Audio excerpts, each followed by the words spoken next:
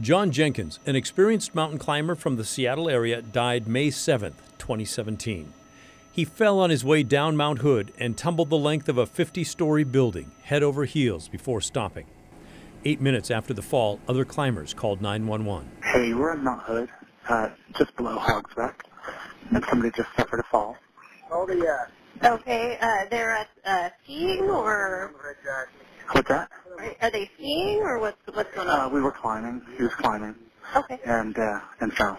The Clackamas County Sheriff's Office is in charge of all climbing rescues on this most popular side of the mountain.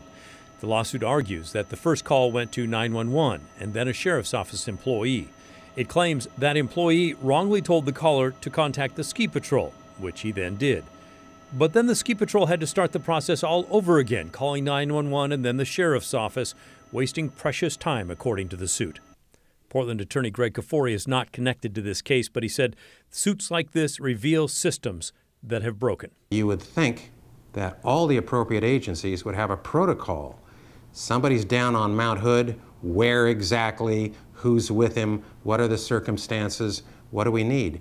And from what I've seen in the complaint, it suggests that nobody seemed to know quite what to do. It took nearly 2 hours before the official call went out asking for a rescue helicopter.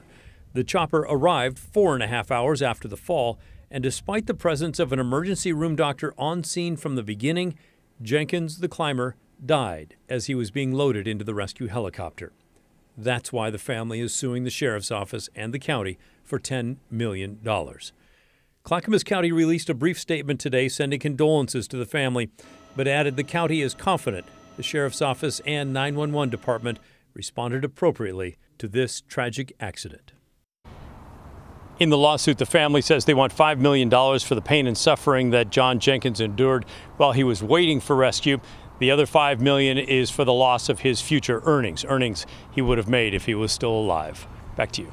Thank you, Pat.